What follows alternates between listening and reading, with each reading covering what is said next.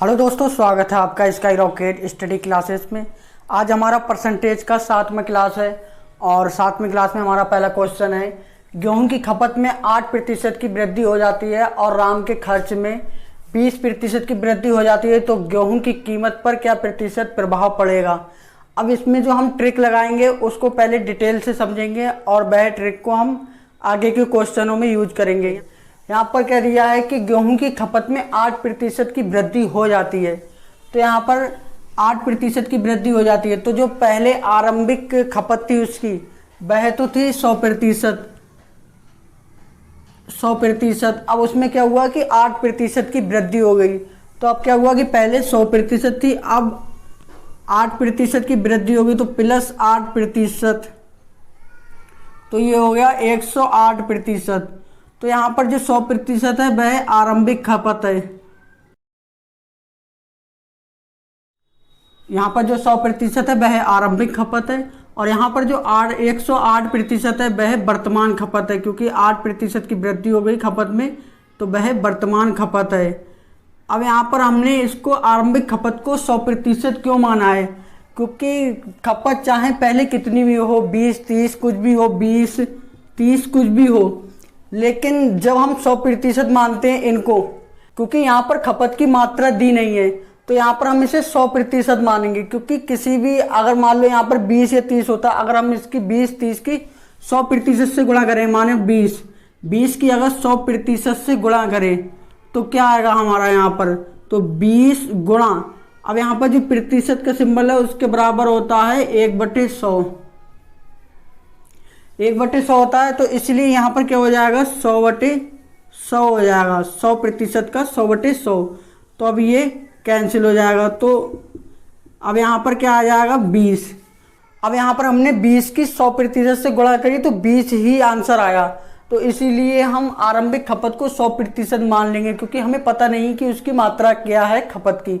इसी प्रकार हम राम के खर्च में 200% की वृद्धि हो जाती है, तो खर्च भी हमें पता नहीं है, सिर्फ उसमें प्रतिशत दिया है कि प्रतिशत की वृद्धि हुई है, तो खर्च भी हम 100% मान लेंगे। अब हम यहाँ पर क्या करेंगे कि आरंभिक खर्च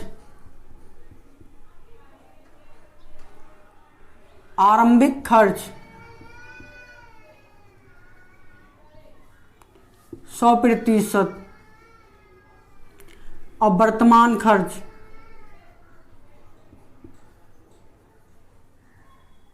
बराबर, वर्तमान खर्च है ये 100% प्लस 20%, तो हमारा क्या हुआ कि वर्तमान खर्च 120% हो गया। यहाँ पर 120% हो गया। अब यहाँ पर जो 100% माने हैं, जो दोनों जगह, ये दोनों अलग अलग है, क्योंकि मान लिया यहाँ पर पहले खपत 20 थी, तो 100% है जो 20 माना है। अब यहाँ पर मान लिया कि खर्च आया 50, तो यहाँ पर जो 100% है वह 50 है। ठीक है, तो ये दोनों अलग अलग है, इनकी मात्रा अलग अलग हो सकती है। अब हम यहाँ पर देखेंगे कि 120% का फ्रैक्शन में मान, यहाँ पर 120% आया। अब इसका क्या हुआ कि 120% का होता है 120/100, क्योंकि प्रतिशत के सिंबल के बराबर 1/100 होता है, तो यहाँ पर 120/100। अब हम इन दोनों को उस संख्या से काटेंगे कि उस संख्या के काटने के बाद ये किसी भी संख्या से नहीं कटें। तो यहाँ पर क्या है कि 20 से अगर काटेंगे, 20 छक 120, 20 पंजे 100, तो यहाँ पर क्या आएगा 6/5। अब ये किसी भी संख्या से नहीं कटेंगे। ठीक है, अब यहाँ पर क्या हुआ कि 6/5। अब हम इस तरीके देख लें कि 120% बराबर, अब यहाँ पर क्या होगा 120/100। अब अगर हम इन दोनों को क्या कर लें कि यहाँ पर प्रतिशत से यहाँ पर भी गुणा कर दे प्रतिशत के सिंबल से, और यहाँ पर भी प्रतिशत के सिंबल से गुणा कर दे। अब हमने यहाँ पर क्या किया कि दोनों जगह प्रतिशत के सिंबल से गुणा कर लिए, तो यहाँ पर जो अगर हम काटेंगे प्रतिशत के सिंबल, तो प्रतिशत के सिंबल से प्रतिशत का सिंबल कट जाएगा, तो यहाँ पर 120 ही प्रतिशत आएगा। ये जो मान है वह 120% का ही मान है। तो यहाँ पर क्या करेंगे कि अब हमें क्या पता चलता है, यहाँ पर जो 120% जो ऊपर आया है वो तो यहाँ पर जो है वर्तमान खर्च है। वर्तमान खर्च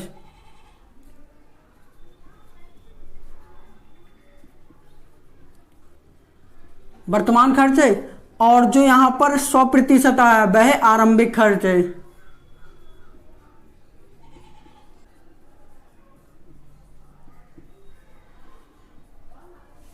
अब ये आरंभिक खर्च है। अब यहाँ पर हमें क्या देखने को मिलता है कि अगर इक्वेशन 1, अब यहाँ पर इक्वेशन 1 और इक्वेशन 2 कर लेते हैं यहाँ पर, तो यहाँ पर क्या देखते हैं कि 120 जो है उसका मान 6/5 है, और यहाँ पर क्या है 120 का मान 120% बटे 100% है, ये दोनों बराबर हैं, 120 के ही मान है। तो क्या कर लेंगे 120 पहले के बराबर दूसरी इक्वेशन कर लेंगे, मतलब दूसरी इक्वेशन के बराबर पहली इक्वेशन कर लेंगे। तो यहाँ पर क्या होगा 120% बटे 100% बराबर, यहाँ पर क्या आया कि 6/5 120% का मान। अब यहाँ पर क्या होता है कि इसको 120% को मान लेंगे वर्तमान खर्च,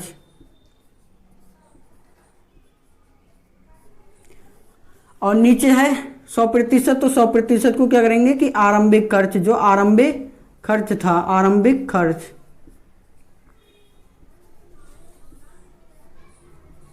अब यहाँ पर क्या लिख लेंगे 6/5। तो अब जब ये वर्तमान खर्च है और ये आरंभिक खर्च है, तो यहाँ पर भी क्या हुआ कि जो 6 आया वह वर्तमान खर्च है, और यहाँ पर जो 5 आया वह आरंभिक खर्च है।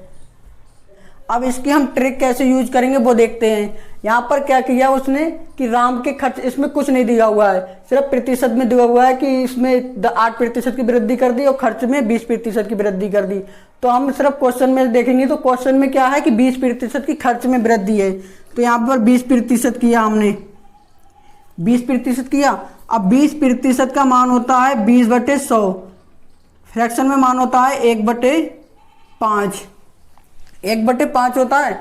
अब यहाँ पर क्या है कि आरंभिक खर्च 5 है, यहाँ पर भी 5 है जी, तो जो 5 है वह तो आरंभिक खर्च है 100%, और अगर हम यहाँ पर भी प्रतिशत का सिंबल लगा दें तो ये 100%, तो आरंभिक खर्च 5 आ गया यहाँ पर, और ये 20 है तो 20%, ये है 1%। तो क्या करेंगे, वृद्धि हुई है तो कर देंगे प्लस, तो यहाँ पर क्या आ जाएगा 6/5 आ जाएगा, 6/5 आ जाएगा। अब यहाँ पर इसी तरीके से हम क्वेश्चनों को हल करेंगे। आप देखते हैं आगे ट्रिक को। अब यहाँ पर देखेंगे कि किस प्रकार इस क्वेश्चन की ट्रिक बनती है। ट्रिक देखेंगे कि यहाँ पर क्या हुआ है कि खपत में 8% की वृद्धि हुई, डायरेक्ट 8% लिखेंगे, और प्रतिशत की वृद्धि हुई है, और राम के खर्च में 20% की वृद्धि हुई, तो यहाँ पर 20% लिखेंगे डायरेक्ट, तो यहाँ पर 20% की वृद्धि हुई। अब हमने क्या किया कि 20% का मान होता है 1/5।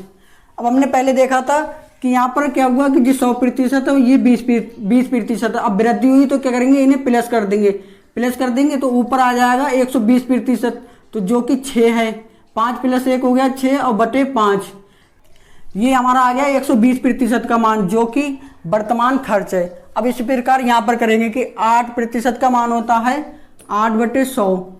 अब यहाँ पर 4 दूनी 8 और 4 × 25 100, तो यहाँ पर क्या हुआ 2/25। अब यहाँ पर जो नीचे 25 आया है वह वर्तमान खपत है, जो कि 100% है। अब 8% की यहाँ पर वृद्धि हुई जो कि ऊपर है, तो हम क्या करेंगे, वृद्धि हुई है तो प्लस कर देंगे यहाँ पर। अब यहाँ पर आ गया 27/25, 27/25 आ गया। ये 108% का मान है, ये 100% का मान है, जो कि आरंभिक खपत है, और ये 27 जो है वो वर्तमान खपत है। अब 27/25 कैसे आया, यहाँ पर कर दिया कि 108% बटे 100% किया हमने यहाँ पर 108 बराबर 108% बराबर 108% बटे 100%, तो यहाँ पर प्रतिशत के प्रतिशत कैंसिल। अब यहाँ पर क्या हुआ कि 4 से काट देंगे, 4 दूनी 8, अब यहाँ पर बचा 2 और यहाँ पर बचा 8, तो 28 बचे, तो 4 7 28, तो यहाँ पर 27 आ गए। अब यहाँ पर क्या हुआ कि 4 दूनी 8 और यहाँ पर 0, यहाँ पर 2 बचे, तो 4 × 5 = 20, तो ये क्या आ गया 27/25। तो जो 108% का मान आया है वो 27/25 आया है यहाँ पर। अब इसको हम हल किस तरीके से करेंगे, यहाँ पर देखेंगे कि इसका जब खपत और खर्च और कीमत दी हो तो इसका क्या होगा कि कीमत गुणा खपत बराबर खर्च। इस फॉर्मूले से इसको हल करेंगे, कीमत गुणा खपत बराबर खर्च।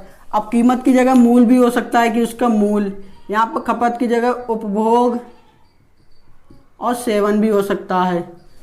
अब यहाँ पर क्या देखेंगे कि अगर हमें कीमत निकालना है तो और खपत और खर्च दिए हैं तो खर्च बटे खपत कर लेंगे। यहाँ पर खर्च को इस तरफ ले जाएंगे तो कीमत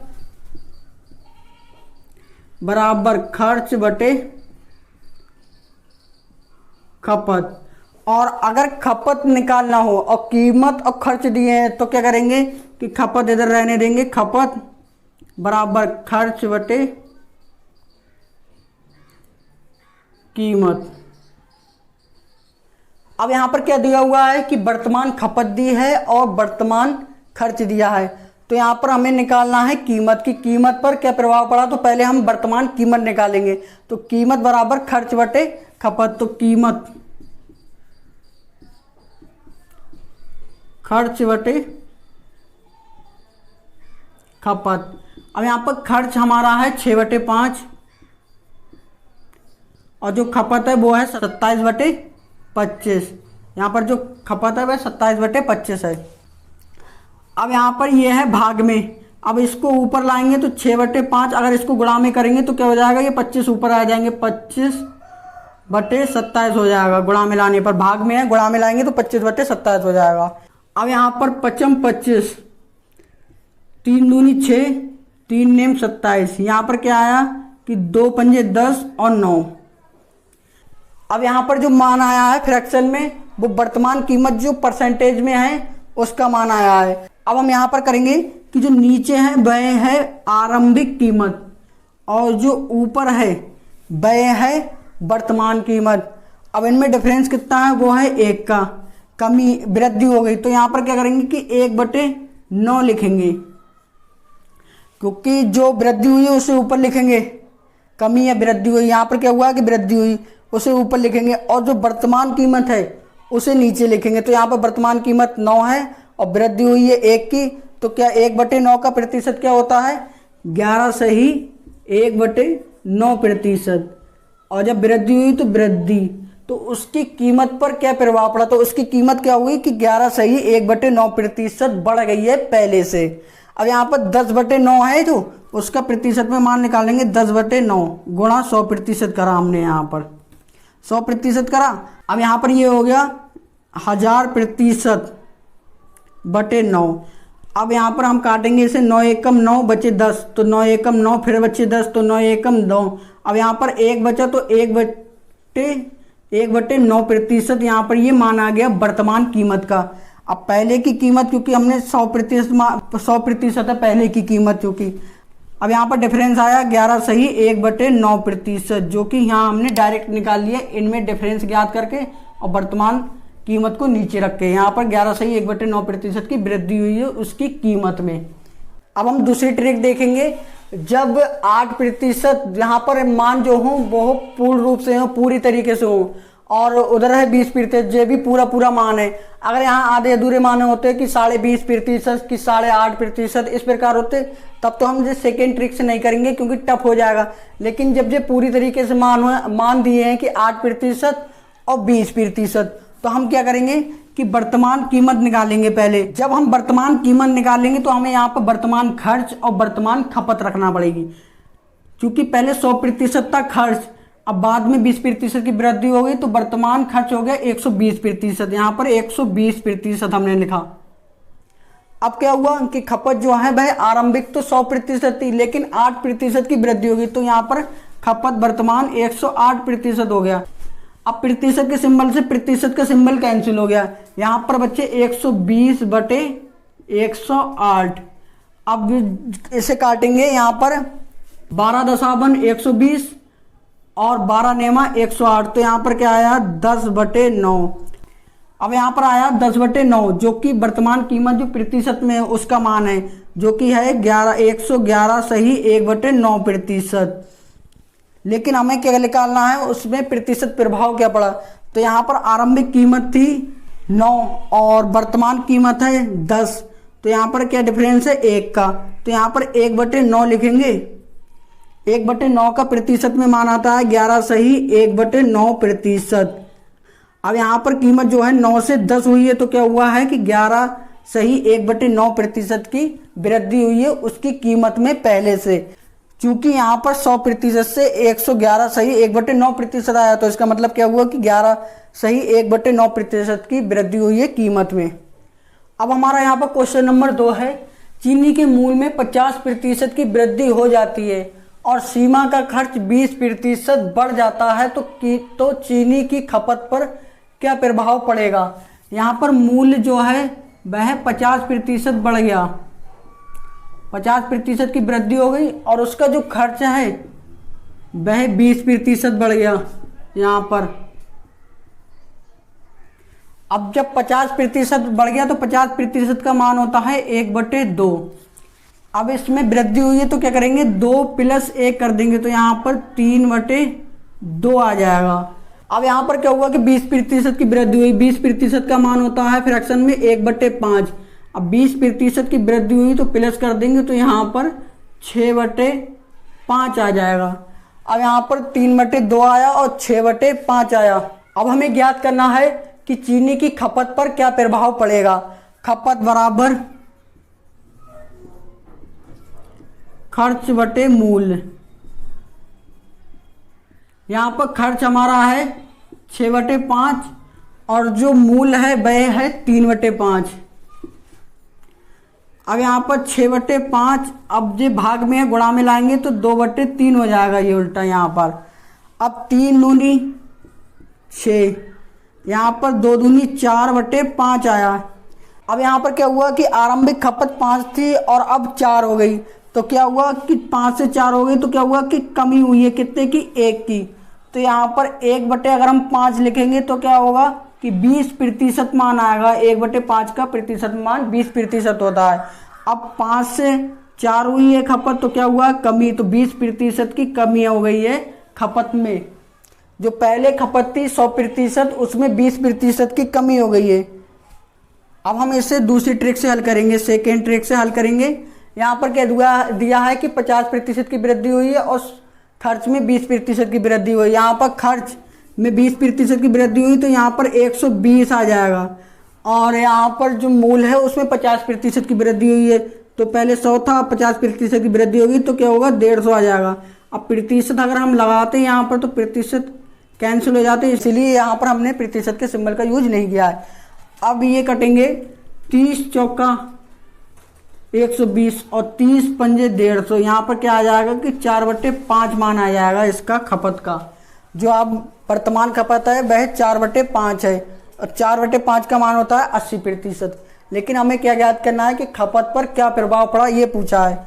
तो यहाँ पर आरंभिक खपत 5 है, वर्तमान खपत 4 जो कि कम हो गई है। कितनी कम हुई है, 1। तो अगर हम 1/5 लिखेंगे यहाँ पर तो 1/5 का मान होता है प्रतिशत में 20%।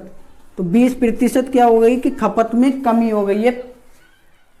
अब हमारा यहाँ पर तीसरा क्वेश्चन है, चावल के मूल्य में 33 सही 1/3% की वृद्धि हो जाती है तथा राम के खर्च में 11 सही 1/9% की वृद्धि हो जाती है, तो बताइए कि उसकी खपत पर क्या प्रभाव पड़ेगा। अब यहाँ पर मूल्य में 33 सही 1/3 की प्रतिशत की वृद्धि हुई है, 33 सही 1/3% जो कि वृद्धि हुई है। और यहाँ पर खर्च में 11 सही 1/9% की वृद्धि हुई है खर्च में।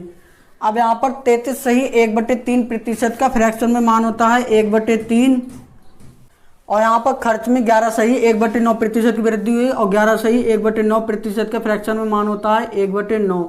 अब यहाँ पर क्या हुआ है कि दोनों जगह वृद्धि हुई तो प्लस हो जाएगा यहाँ पर भी और ये यहाँ पर भी।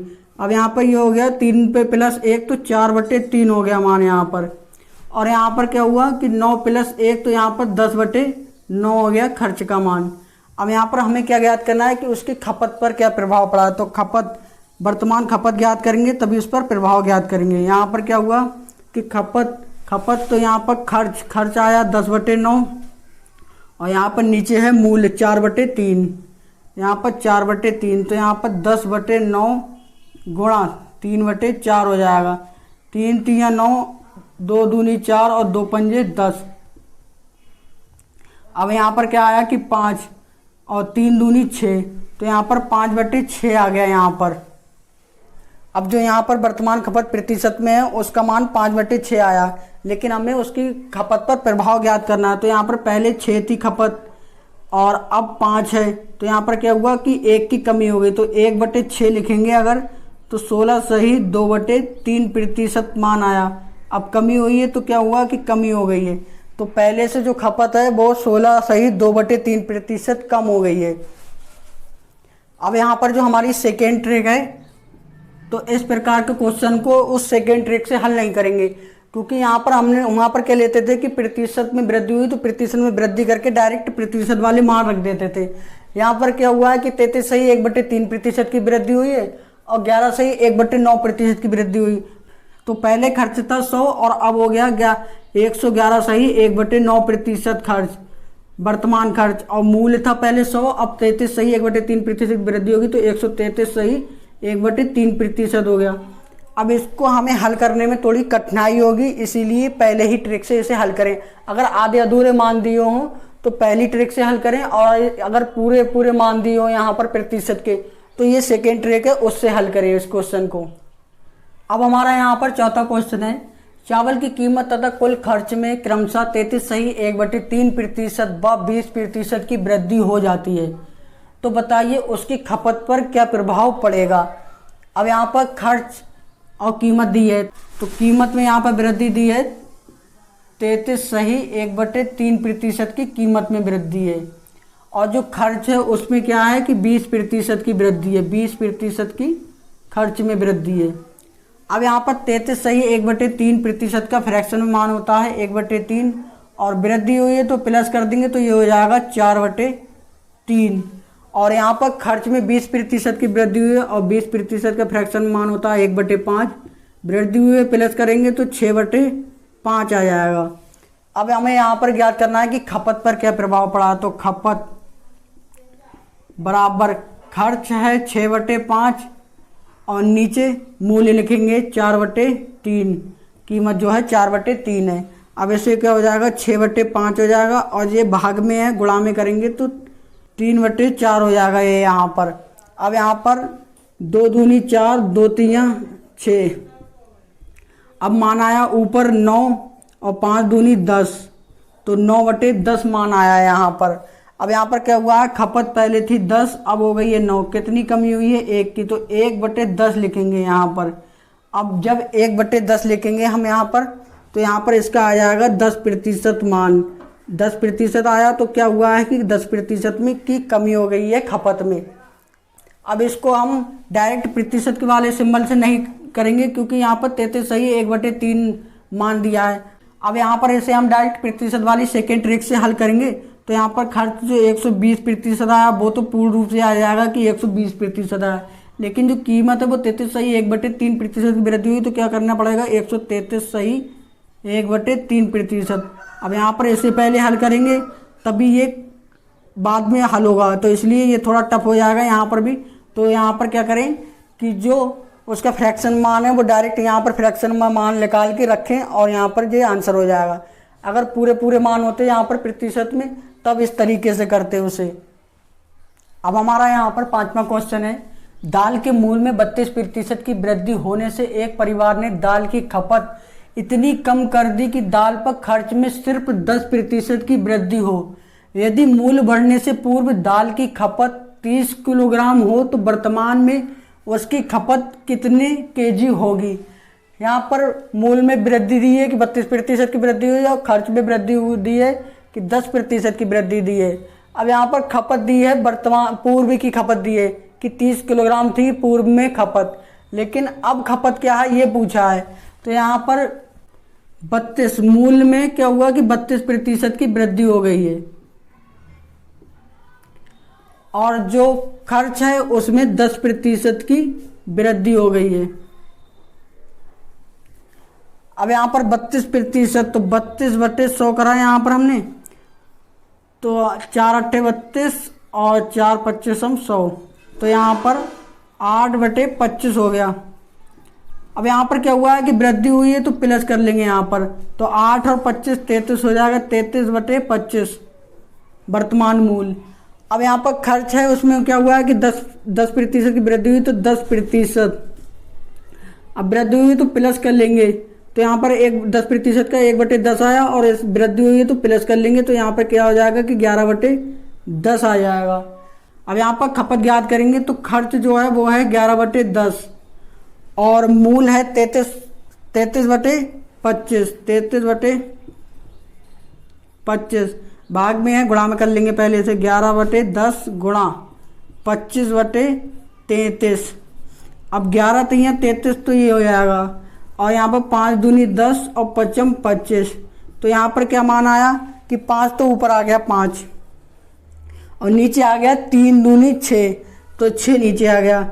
अब यहाँ पर देखें कि दाल की जो पूर्व में खपत थी वह थी 30 किलोग्राम, तो इसका मतलब क्या हुआ कि जो नीचे जो खपत है पहले की वो है 6 यहाँ पर, लेकिन यहाँ पर 6 बराबर 30 किलोग्राम दिया है, क्योंकि यहाँ पर जो पूर्व में खपत थी वो 30 किलोग्राम है। अब हमें क्या ज्ञात करना है कि वर्तमान में खपत क्या है, तो 5 बराबर ज्ञात करना है, तो 5 बराबर क्या हो जाएगा, यहाँ पर 30/6 गुणा 5 करेंगे, तो यहाँ पर 6 पंजे 30, तो 5 बराबर क्या हो जाएगा 25 किलोग्राम, तो हमारा यहाँ पर 25 किलोग्राम आंसर हो जाएगा। तो यहाँ पर जो वर्तमान में दाल की खपत है वह 25 किलोग्राम है। अब इसको हम सेकेंड ट्रिक से हल करेंगे, सेकेंड ट्रिक से। तो यहाँ पर क्या हुआ कि खपत, अब यहाँ पर ऊपर है खर्च, 10% की वृद्धि हुई तो ये हो गया 110, और यहाँ पर क्या हुआ कि मूल में 32% की वृद्धि हुई तो क्या हो गया कि 132 मूल हो गए यहाँ पर। अब इसे हम 11 से काटेंगे, 11 दशावन 110, और 11 एकम 11, 11 दूनी 22, लेकिन क्या हुआ कि ये फिर से 2 से कट जाएंगे, 2 पंजे 10 और 2 छंग 12, तो हमारा मान आ जाएगा 5/6। तो इसी से हम निकाल लेंगे 6 बराबर 30 किलोग्राम जो पूर्व की खपत दी है, और 5 बराबर ज्ञात करना है कि जो वर्तमान में खपत है, तो 6 बराबर 30 लिखेंगे तो 5 बराबर 25 हमारा आंसर आ जाएगा। अब हमारा यहाँ पर क्वेश्चन नंबर 6 है, एक वस्तु की खपत में 40% की कमी हो जाती है तो खर्च में 20% की वृद्धि होने पर एक व्यक्ति पहले 50 रुपये प्रति वस्तु खरीदता था, तो अब वर्तमान में वह वस्तु की कीमत क्या होगी। तो यहाँ पर क्या ज्ञात करना है कि वस्तु की वर्तमान में कीमत ज्ञात करना है। अब हमारे यहाँ पर खपत दी है कि 40% की खपत में कमी हो गई है, और जो खर्च दिया है उसमें क्या दिया है कि 20% की खर्च में वृद्धि हो गई है। तो यहाँ पर 40% का मान होता है फ्रैक्शन में 2/5, और 20% का मान होता है 1/5। अब यहाँ पर 40% की क्या हुई है कमी, तो 5 माइनस 2 करेंगे तो 3/5 आ जाएगा, 3/5 आ जाएगा। अब यहाँ पर क्या हुआ है खर्च में कि 20% की वृद्धि हुई तो प्लस कर देंगे, तो 5 + 1 तो यहाँ पर आ जाएगा 6/5। अब यहाँ पर खपत और खर्च दिया है तो क्या ज्ञात करना है कीमत। अब जब कीमत ज्ञात करेंगे तो खर्च ऊपर, खर्च है 6/5 और खपत नीचे, खपत है 3/5। अब यहाँ पर 6/5 और ये है भाग में, तो इसे गुणा में करेंगे तो 5 ऊपर आ जाएगा और 3 नीचे आ जाएगा। 5 से 5 कट जाएगा, 3 एकम 3 और 3 दूनी 6। यहाँ पर क्या आया कि 2/1 आया। अब यहाँ पर 2/1 आया तो कीमत आई है। अब यहाँ पर जो 1 है वह आरंभिक कीमत है और जो 2 है वह वर्तमान कीमत है। अब यहाँ पर क्या दिया है कि पहले 50 रुपये प्रति वस्तु खरीदता था, तो इसका मतलब क्या है कि 50 रुपये प्रति वस्तु जो आरंभिक कीमत है उसकी वो है। तो 1 बराबर अगर 50 रुपये प्रति वस्तु लिखेंगे तो हमारा 2 बराबर क्या होगा, 2 बराबर होगा 100 रुपये प्रति वस्तु। तो पहले वह 50 रुपये प्रति वस्तु खरीदता था लेकिन अब 100 रुपये प्रति वस्तु खरीदता है, ये हमारा आंसर होगा। अब यहाँ पर हम अगर प्रतिशत से करें तो यहाँ पर कीमत लिखा हमने, कीमत सेकेंड टाइप से करें तो कीमत, यहाँ पर खर्च क्या हुआ है कि 20% की वृद्धि हुई तो 120% हो गया ये, ठीक है 120 लिखेंगे यहाँ पर। और यहाँ पर क्या हुआ है कि नीचे लिखेंगे खपत, खपत में क्या हुआ है कि 40% की कमी हुई है, तो 100 माइनस 40 करेंगे तो यहाँ पर आ जाएगा 60। तो 60 एकम 60, 60 दूनी 120, यहाँ पर 2/1 आया। 1 का मान है यहाँ पर 50 रुपये प्रति वस्तु, और यहाँ पर पूछा है 2 का मान, तो 2 का मान होगा 100 रुपये प्रति वस्तु। तो ये हमारा 100 रुपये प्रति वस्तु आंसर होगा। अब वह 100 रुपये प्रति वस्तु खरीदेगा। क्वेश्चन नंबर 7 है हमारा यहाँ पर, चावल के मूल्य में 25% की वृद्धि हो जाती है। इससे खर्च में 33 सही 1/3% की वृद्धि हो जाती है। तो एक व्यक्ति अब 80 किलोग्राम चावल खरीदता है, तो वह पहले कितने किलोग्राम चावल खरीदता था।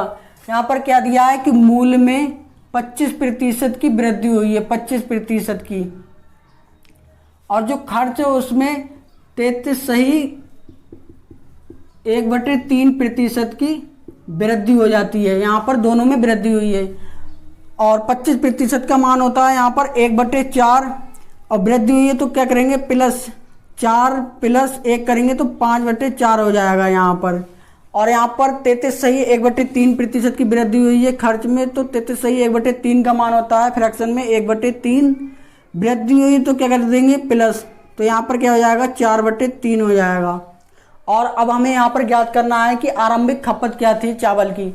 यहाँ पर क्या है खपत, और खर्च है 4/3, और नीचे आएगा मूल है 5/4। अब हमारा यहाँ पर हो जाएगा 4/3 गुणा करेंगे तो 4/5 हो जाएगा यहाँ पर। अब यहाँ पर 4 चौक 16 और 3 पंजे 15 हो जाएगा। अब हमें यहाँ पर अब की खपत दी है कि 80 किलोग्राम चावल खरीदता है वह अब, तो यहाँ पर जो 16 है वह तो 80 किलोग्राम दिया है, 80 किलोग्राम।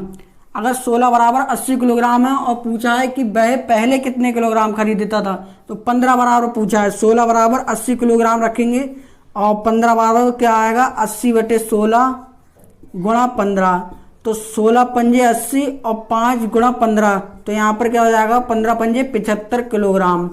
अगर 16 बराबर 80 है तो 15 बराबर 75 किलोग्राम हो जाएगा हमारे यहाँ पर। तो पहले वह 75 किलोग्राम चावल खरीदता था, ये हमारा आंसर होगा। अब हमारा यहाँ पर क्वेश्चन नंबर 8 है। एक वस्तु का मूल्य 20 रुपये प्रति किलोग्राम से बढ़कर 25 रुपये प्रति किलोग्राम हो जाता है।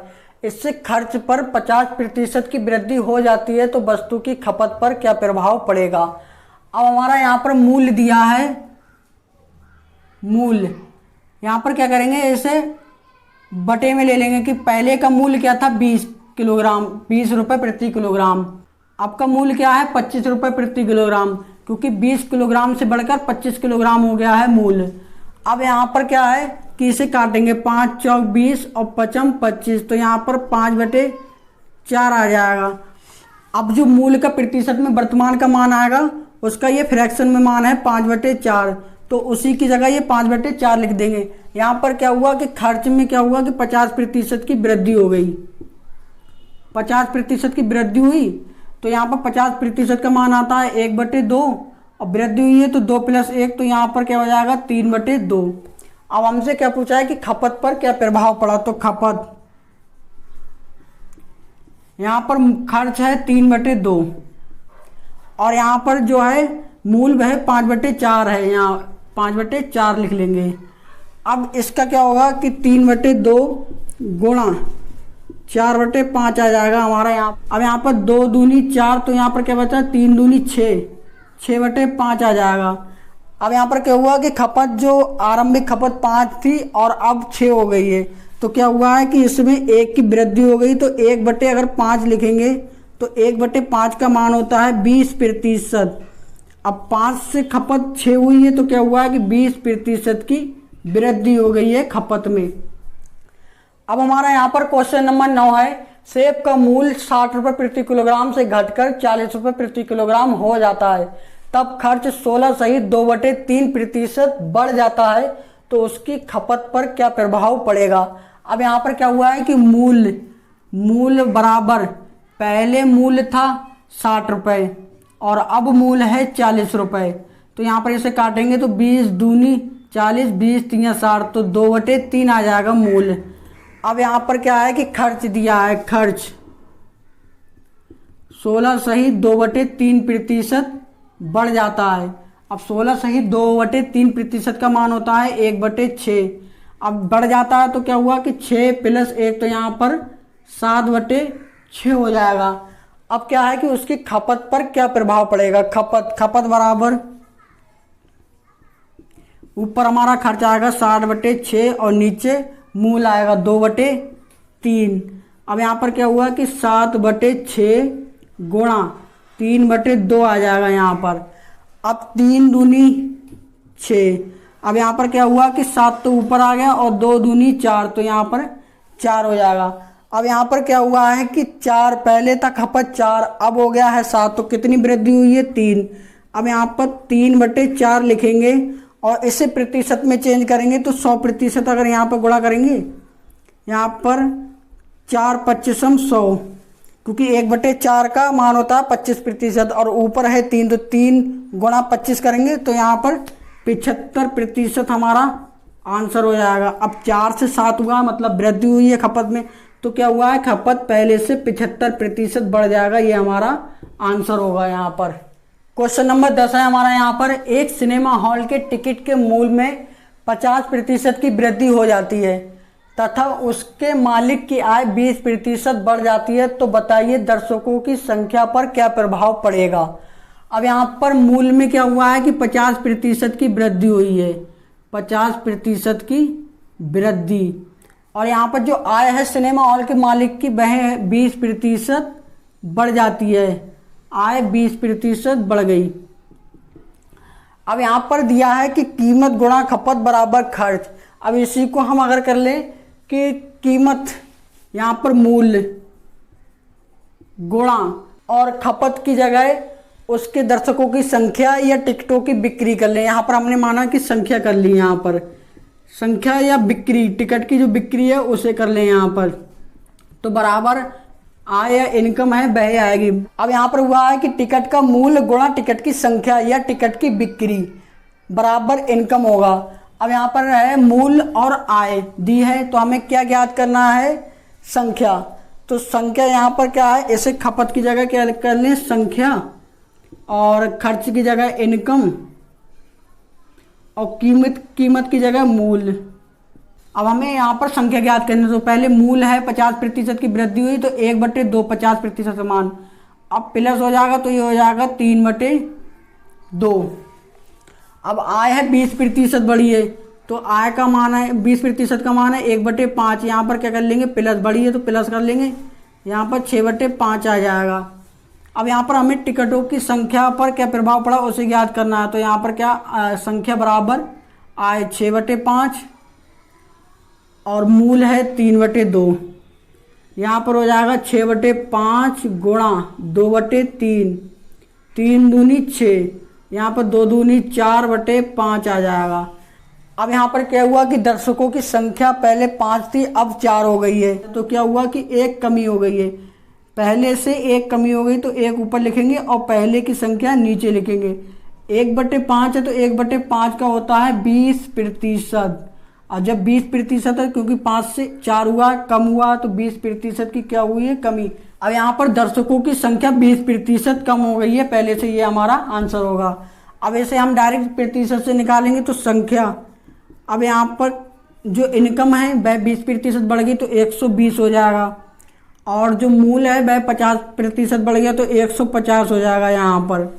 अब यहाँ पर 30 चौका 120 और 30 पंजे 1.5, तो यहाँ पर क्या आएगा 4/5। पहले संख्या दर्शकों की 5 थी, अब 4 हो गई, तो एक कम हो गया, तो 1/5 लिखेंगे। 1/5 का प्रतिशत मान होता है 20%, कमी हुई है तो कमी कर लेंगे। यहाँ पर 20% की दर्शकों की संख्या में कमी हो गई है पहले से।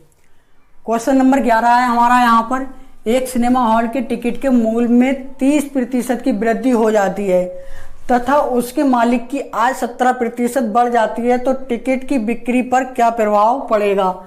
अब यहाँ पर जो मूल्य है उसमें क्या हुआ है, 30% की वृद्धि हुई है, 30% की वृद्धि हुई है, और जो मालिक की आय है उसमें 17% की वृद्धि हुई है, 17% की वृद्धि हुई। यहाँ पर क्या हुआ कि 30/100, तो यहाँ पर 0 से 0 तो 3/10 आ जाएगा।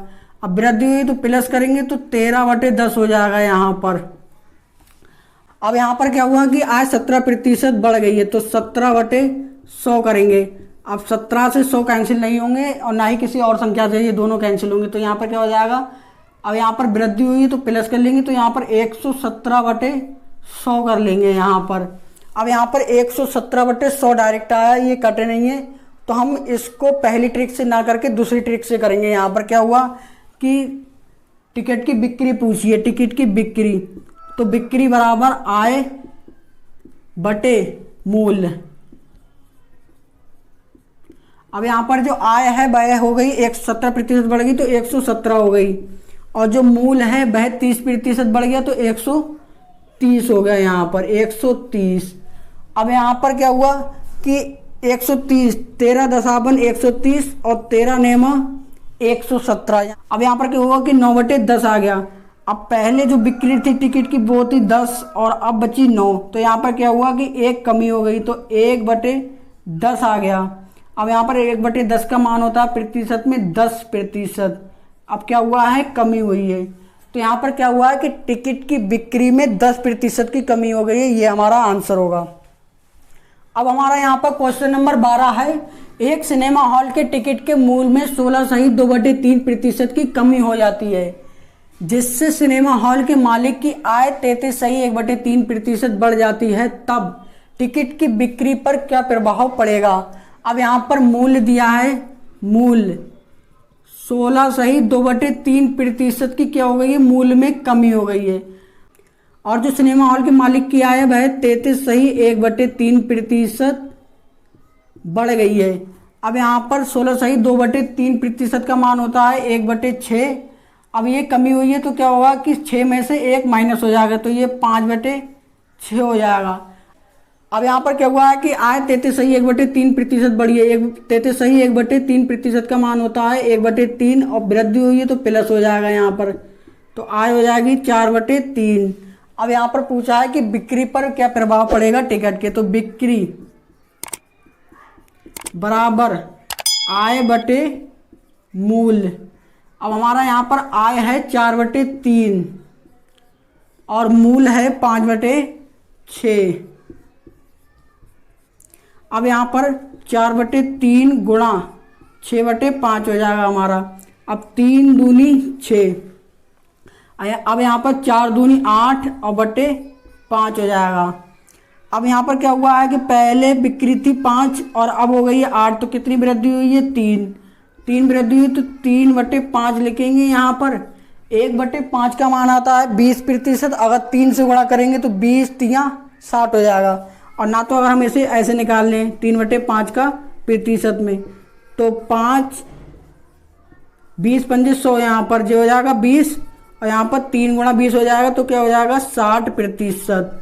अब यहाँ पर 5 से 8 हुई है, वृद्धि हुई है, तो इसका मतलब क्या हुआ है कि टिकट की बिक्री जो है 60% बढ़ जाएगी पहले से। अगर वीडियो अच्छी लगी हो तो वीडियो को लाइक कर दें, चैनल को सब्सक्राइब कर दें, जिससे हमारी आगे आने वाली वीडियो की नोटिफिकेशन आपको मिलती रहे। थैंक्स।